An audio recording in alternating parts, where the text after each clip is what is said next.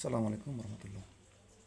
তো পীড়ন বিকৃতির মধ্যে যে সম্পর্ক, সেটাকে প্রমাণ করছেন রবার্ট হুক নামে একজন বিজ্ঞানী। তো বলেছিলেন তিনি বলেছিলেন তিনি কি বলেছিলেন আমরা দেখব এখন। Stress stress and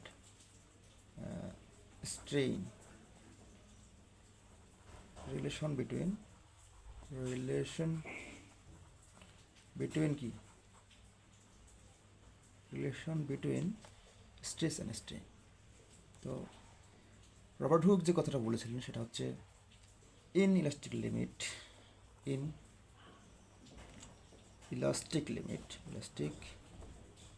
limit stress stress stress is proportional to proportional to stress is proportional to strain. That means if we denoted stress by S and strain by E, that can be mathematically write that S is proportional to E. মানে যদি SK আমরা স্ট্রেসকে যদি আমরা S দ্বারা আর স্ট্রেনকে যদি আমরা ই দ্বারা define করি, সংজ্ঞায়িত করি, তাহলে আমরা এটাকে এইভাবে লিখতে পারি এস ইজ প্রপোর্শনাল টু ই। বা এটাকে চাইলে আমরা এইভাবে লিখতে পারি এস ইজ ইকুয়াল দিলাম এবং এই প্রপোর্শনাল টু সাইন থেকে বাদ দিয়ে একটা ই, আর এখানে একটা আসতেছে ই। তার মানে ই ইজ ইকুয়াল টু হচ্ছে এস ভাগ ই। এটা কখন?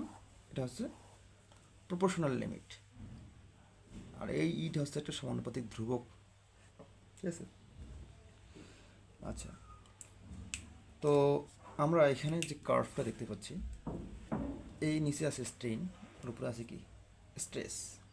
নিচে আছে স্ট্রেইন, উপরে আছে আমাদের স্ট্রেস। তো ইলাস্টিক লিমিট আসলে কোনটা? ইলাস্টিক লিমিট হচ্ছে 0 থেকে এ পর্যন্ত। 0 থেকে এ পর্যন্ত এই জোনটাকে বলা হচ্ছে, অর্থাৎ 0 থেকে যে এই যে অঞ্চলটা, এটাকে বলা হচ্ছে ইলাস্টিক লিমিট। ইলাস্টিক লিমিট এটাকে বলা হচ্ছে ইলাস্টিক লিমিট বা ইলাস্টিক রেঞ্জ। এই রেঞ্জের মধ্যে মূলত এই রেঞ্জের মধ্যে কি এই রেঞ্জের মধ্যে হুকস লটা কি প্রযোজ্য। অর্থাৎ এখানে বলটা কি, এখানে বিকৃতিটা যেদিকে বিকৃতি ঘটছে, এই বিকৃতিটা কী হবে স্ট্রেসের সমানুপাতিক। স্ট্রেস যত বাড়তেছে, বিকৃতি কি যত হুড় হুড় করে বাড়তেছে, তাই না? এটাকে বলা হচ্ছে ইলাস্টিক লিমিট। সরি, এটা হচ্ছে প্রপোর্শনাল লিমিট। প্রপোর্শনাল লিমিট এটা হচ্ছে কি প্রপোর্শনাল লিমিট। যেহেতু এখানে স্ট্রেসটা কি, স্ট্রেসের সমানুপাতে হচ্ছে আমাদের স্ট্রেনটা বৃদ্ধি পাচ্ছে, এই জন্য ওয়েকে বলা হয় প্রপোর্শনাল লিমিট। সরি, এটা মূলত হবে ওয়েটা হবে কি, ওয়েটা হবে প্রপোর্শনাল লিমিট, মানে সমানুপাতিক হারে কি বাড়বে, প্রপোর্শনাল লিমিট। আর প্রপোর্শনাল লিমিট এরপর কিন্তু আমরা দেখতে পাচ্ছি যে এবি যে জোনটা আছে, এই জোনে কিন্তু আমাদের এটা কিন্তু প্রপোর্শন না, এটা একটু বাঁকা, যেখানে কার্ভ আছে, একটু বাঁকা আছে এখানে, তাই না? এটা কিন্তু প্রপোর্শনাল না, বাট এটা কিন্তু প্রপোর্শনাল ছিল। তো এই জোন পর্যন্ত যদি আমরা কোনো বস্তুকে স্ট্রেস প্রয়োগ করি, অর্থাৎ প্রপোর্শনাল লিমিট পার হওয়ার পরও আমি কী করতেছি, এই জোন পর্যন্ত স্ট্রেস প্রয়োগ করতেছি। তবুও বস্তুটাকে যদি আমি স্ট্রেসটা বন্ধ করে দেই, স্ট্রেস প্রয়োগ করা, তখন কিন্তু বস্তুটা কী হবে, তার পূর্বের অবস্থা ব্যাক করবে। সেটা হচ্ছে এবি। সেটা কি এবি। তো এই কারণে এই এবিটাকে বলা হচ্ছে ইলাস্টিক জোন। এবিটাকে কী বলা হচ্ছে? Elastic zone. ইলাস্টিক জোনের থেকে যদি আমি ইলাস্টিক জোনে আমরা যে স্ট্রেসটা এখানে প্রয়োগ করবো, এই ইলাস্টিক জোনে আমাদের যে স্ট্রেসের যে পরিমাণটা থাকবে, তার থেকে যদি আমি একটু বেশি যদি আমি স্ট্রেস প্রয়োগ করি, সাপোজ তার থেকে আমি আরেকটু বেশি স্ট্রেস প্রয়োগ করলাম, তখন কিন্তু এই জায়গায় আমাদের আসতে যাবে বিষয়টা। এই জায়গায় কিন্তু আমাদের কি তখন বস্তুকে যদি আমরা ছেড়ে দিই তখন সে বস্তুটা কিন্তু আর পূর্ব অবস্থায় ফিরে আসবে না। তার মানে এই প্লেসে অর্থাৎ ওয়াই পয়েন্টে বস্তুটার একটা কি স্থায়ী বিকৃতি সংঘটিত হবে। বস্তুটার একটা স্থায়ী বিকৃতি কিন্তু এই পয়েন্টে কি সংঘটিত হবে, ঠিক আছে। আর 0 থেকে বি পর্যন্ত এটাকে বলা হচ্ছে ইলাস্টিক লিমিট। তার কারণ হচ্ছে যদি আমরা এখানে স্ট্রেসকে রিমুভ করি তাহলে বস্তুটা পূর্ব অবস্থায় ফিরে আসার একটা সম্ভাবনা থাকবে। বাট যখন আমরা বিটাকে ক্রস করব, বি পয়েন্ট থেকে বেশি পরিমাণ লোড আমরা স্ট্রেস আমরা প্রয়োগ করব, তখন কিন্তু বস্তুটা আর পূর্ব অবস্থায় ফিরে আসবে না। তো এই কারণে এই ওয়াইটাকে বলা হচ্ছে, অর্থাৎ এখানে বি পয়েন্টের পরের যে পয়েন্টগুলো মনে করলাম সেটা হচ্ছে এইখানে বি পয়েন্ট থেকে একটু দূরে, সেটাকে বলা হচ্ছে ইল্ড পয়েন্ট, ইএলডি, ঠিক আছে। অর্থাৎ এটাকে বলা হচ্ছে কি yield point, YIELD, yield point, ঠিক আছে। এটাকে বলা হচ্ছে আমাদের ইল্ড পয়েন্ট। আচ্ছা, ইল্ড পয়েন্টের পর আমরা কিন্তু দেখবো যে এই পয়েন্টে আসার পর যদি লোডকে আমরা স্থির রাখি, অথবা লোডকে যদি আমরা স্থির রাখি বা লোডকে যদি আমরা কমিয়ে ফেলি, অর্থাৎ স্ট্রেস যদি আমরা স্থির রাখি অথবা স্ট্রেস যদি আমরা কমিয়ে ফেলি, দেখেন স্ট্রেস আমরা স্থির রাখছি অথবা কি কমিয়ে ফেলছি, দেখেন কমিয়ে ফেলছি, কিন্তু স্ট্রেস আমাদের এইখানে ছিল না, সেখান থেকে আমরা কিন্তু কমিয়ে ফেলছি। যদি লোড যদি আমরা স্থির রাখি বা স্ট্রেস যদি আমরা স্থির রাখি অথবা কমিয়ে ফেলি, তবুও কিন্তু বস্তুটার কি বিকৃতি ঘটবে। দেখেন এই বিকৃতি ঘটছে, আমরা এখানে কিন্তু কি লোডকে স্থির রাখছি অথবা কমিয়ে ফেলছি, বাট বিকৃতি আমাদের হচ্ছে ইল্ড পয়েন্টের পর। মূলত ইল্ড পয়েন্টে বস্তুটার স্থায়ী বিকৃতি ঘটে বা স্থায়ী বিকৃতি ঘটা কি শুরু করে। তারপর দেখেন ইল্ড পয়েন্টে আসার পর বস্তুর মধ্যে কি স্ট্রেস কমতে দেখা যাবে। দেখেন স্ট্রেস কিন্তু একটু কমছে। তারপর যদি আমরা এখানে আরও স্ট্রেস প্রয়োগ করতেই থাকি, তখন স্ট্রেসটাকে আবার বৃদ্ধি পাওয়া শুরু করবে। দেখেন স্ট্রেস কিন্তু আবার কি বৃদ্ধি পাওয়া শুরু করছে এখানে। আচ্ছা, স্ট্রেস বৃদ্ধি পাওয়া শুরু করছে, এখন বৃদ্ধি পাইতে পাইতে পাইতে কিন্তু আর বেশি বৃদ্ধি পাচ্ছে না। আমরা কিন্তু দেখতে পাচ্ছি এখানে মানে এদিকে কিন্তু আমাদের বিকৃতির হারটা অনেক বেশি। দেখেন কতটুকু স্ট্রেস বৃদ্ধি করা হয়েছে, বাট বিকৃতি আমাদের কিন্তু অনেক বেশি হয়ে গেছে, তাই না। বিকৃতির রেসটা দেখেন অনেক বেশি বিকৃতি, বাট আমাদের কিন্তু স্ট্রেস কিন্তু অনেক কম পরিমাণ স্ট্রেস আমরা কি করছি, বৃদ্ধি করছি। কারণ এখানে বস্তুটার মূলত স্থায়ী বিকৃতি ঘটবে, এইখানে কি বস্তুটার স্থায়ী বিকৃতি ঘটবে। তারপর সর্বোচ্চ একটা স্ট্রেস সে গ্রহণ করবে, এর বেশি স্ট্রেস সে গ্রহণ করতে পারবে না, ঠিক আছে। তো দ্বিতীয় ইল্ড পয়েন্টের পর, এটাকে মূলত বলা হয় ইল্ড পয়েন্ট বা আপার ইল্ড পয়েন্ট, এটাকে বলা হয় লোয়ার ইল্ড পয়েন্ট। তো লোয়ার ইল্ড পয়েন্টের পর বস্তুটা সর্বোচ্চ লেভেলে একটা স্ট্রেসে চলে আসবে, এই জন্য এটাকে বলা হচ্ছে আলটিমেট স্ট্রেস, আলটিমেট স্ট্রেস, এটাকে বলা হচ্ছে আলটিমেট স্ট্রেস। তারপর কিন্তু বস্তুটা ধীরে ধীরে ফেল করা শুরু করবে। এই জায়গায় এসে মূলত আলটিমেট স্ট্রেসের পর বস্তু তার স্ট্রেস দেওয়া সম্ভব হবে না, তখন তার স্থায়ী বিকৃতি হবে। একসময় সে কিন্তু এই পয়েন্টে আসে, অর্থাৎ আলটিমেট স্ট্রেসের পরও কিন্তু দেখা যাবে যে বস্তুটা কী করবে, বস্তুটার স্ট্রেস কমতে থাকবে, এক সময় যে সে কিন্তু এই পয়েন্টে এসে সে ফেল করবে, অর্থাৎ বিদেশে সে কী হয়ে যাবে, সে কিন্তু ব্রেক করবে, সে কিন্তু ব্রেক করবে।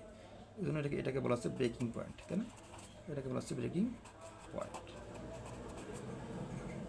তাহলে এই পয়েন্টে এসে কিন্তু বস্তুটা ফেল করতেছে। তো আমরা এখান থেকে যেটা দেখতে পাচ্ছি যে ইলাস্টিক লিমিটের সর্বোচ্চ বিন্দুতে এসে বস্তুতে আর অল্প একটু লোড প্রয়োগ করলেই বস্তুর মধ্যে কি স্থায়ী বিকৃতি সংঘটিত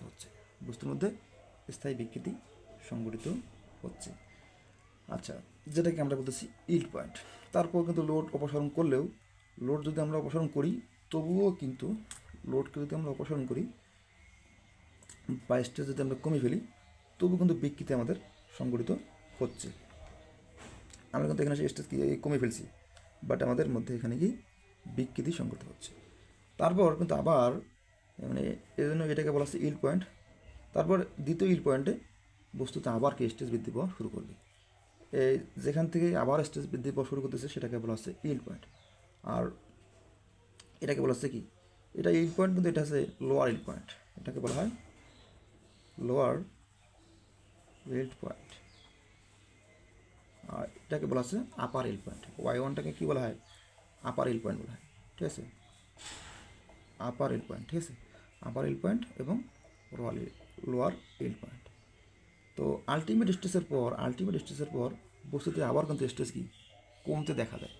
অর্থাৎ এখানে লোড যদি আমরা স্থির রাখি, তবুও কিন্তু লোড যদি আমরা স্থির রাখি অথবা লোড যদি কমিয়ে ফেলি, তবুও বস্তুর মধ্যে বিকৃতি হওয়া শুরু করবে এবং বি পয়েন্টে এসে বস্তুটা ফেল করবে। তাহলে এই ছিল আমাদের কথা। তো আমরা কিন্তু এখানে দেখেন একটা সূত্র লিখছিলাম, সেটা হচ্ছে elastic limit stress is proportional to strain. But আমরা কিন্তু এখানে ওয়ে পর্যন্ত দেখলাম, এটা হচ্ছে আমাদের প্রপোর্শনাল লিমিট।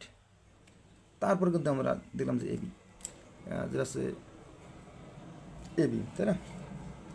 তো এই ওয়ে পর্যন্ত কিন্তু হুকস ল কি প্রযোজ্য, কারণ এখানে স্ট্রেস কি স্ট্রেস ইজ প্রপোর্শনাল টু কি স্ট্রেইন। বাট এবি যে পয়েন্টটা এখানে আসতেছে, এবি যে আমাদের যে জুনটা, যেখানে এবি পর্যন্ত কিন্তু লোড প্রয়োগ করলে বস্তুটা তার অবস্থায় ফিরে আসতে পারবে। বাট এখানে কিন্তু স্ট্রেস কিন্তু স্ট্রেনের সমানুপাতিক না। এখন এই যে আমাদের ধর্মটা, এই যে আমাদের ও এ যে জুনটা আসছে, এটা কিন্তু খুব কম বস্তুর ক্ষেত্রেই থাকে। ম্যাক্সিমামের ক্ষেত্রে কিন্তু এই বি পয়েন্টটা এ পয়েন্টের খুবই কাছাকাছি বা এ পয়েন্টের খুবই নিকটে, এতটা নিকটে যে পুরোটাকেই তারা কি ইলাস্টিক লিমিট বলতেছে। মানে এই বি পয়েন্টটা কি এর খুবই কাছাকাছি, বি পয়েন্টটা এর কি খুবই কাছাকাছি। আচ্ছা, এই ছিল মূলত আমাদের স্ট্রেস যে কার্ভ, সেটার একটা ব্যাখ্যা। এটা মূলত আমরা মাইল্ড স্টিলের ক্ষেত্রে দেখেছিলাম।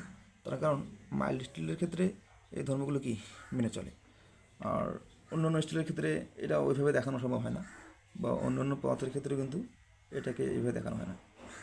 এই যে টেস্টটা, এটা কিন্তু আমরা পলিটেকনিকে ইউনিভার্সাল টেস্টিং মেশিনের মাধ্যমে শিখেছিলাম বা করেছিলাম। আমরা সেখানে কিন্তু এরকম একটা কার্ভ দেখেছিলাম।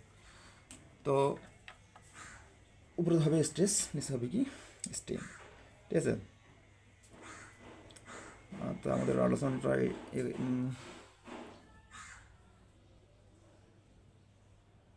আচ্ছা, আরেকটা বিষয় বলতে হবে, সেটা হচ্ছে ইলাস্টিক লিমিট, তাই না? এই যে ইলাস্টিক লিমিট তো বস্তুর জন্য থাকবেই, কিন্তু প্লাস্টিক লিমিট এই লিমিটটা যত বেশি হবে, এই লিমিটটা যত বেশি হবে, তত যদি এটা বাড়বে। আচ্ছা, আমি বলতে চাচ্ছিলাম যে প্লাস্টিক লিমিট, লক্ষ্য করি যে প্লাস্টিক লিমিটটা যত বেশি হবে, অর্থাৎ এইখানে যতটুকু মানে যত বেশি জায়গা জুড়ে প্লাস্টিক লিমিটটা কাজ করবে, তত কি বস্তুটা বেশি নরম বস্তু বা ডাক্টাইল বস্তু, ঠিক আছে। অর্থাৎ এই রেঞ্জটা প্লাস্টিক রেঞ্জ যেটা আছে সেটা যদি বেশি হয়, তাহলে প্লাস্টিক রেঞ্জ মোর প্লাস্টিক রেঞ্জ আমরা লিখতে পারি যে আসলে মোর প্লাস্টিক রেঞ্জ হলে বস্তুটা কি মোর ডাক্টাইল। তাহলে মোর প্লাস্টিক রেঞ্জ মোর ডাক্টাইল। আবার যদি কি হয়, প্লাস্টিক রেঞ্জ যদি কম হয়, তার মানে লেস প্লাস্টিক রেঞ্জ, তার মানে কি লেস ডাক্টাইল। সহজ বাংলা হচ্ছে, যদি প্লাস্টিক রেঞ্জটা বেশি হয়, তাহলে বস্তুটা কি ডাক্টাইল ধর্ম বেশি প্রদর্শন করবে, এটাকে কি টেনে লম্বা করা যাবে।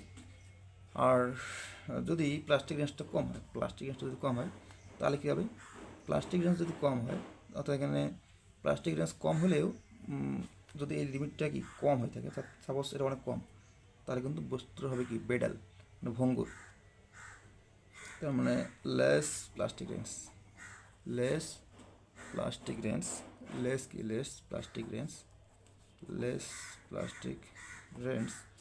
যদি প্লাস্টিক রেঞ্জ কম হয়, তাহলে কী হবে, মোর মোর বিটাল, মোর বিটাল, ভঙ্গুর আর কি। তো আশা করা যায় আমরা একটু হলেও কিন্তু নতুন কনসেপ্ট আপনাদেরকে দিতে পেরেছি। তো আমাদের ভিডিওগুলোকে কন্টিনিউ করবেন আর আপনাদের গ্রুপে শেয়ার করবেন ইনশাল্লাহ।